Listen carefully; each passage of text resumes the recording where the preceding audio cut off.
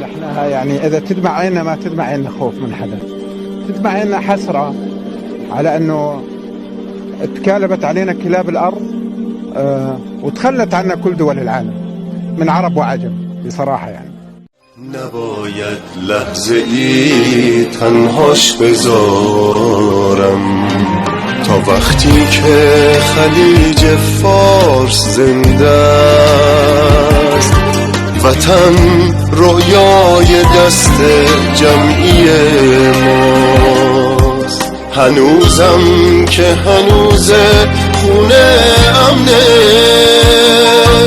هنوزم که هنوز خونه اینجاست.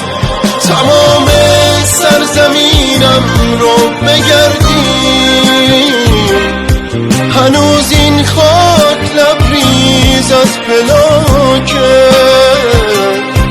چرا باید فراموشی بگیرم که هرچی دارم از این آب و خاک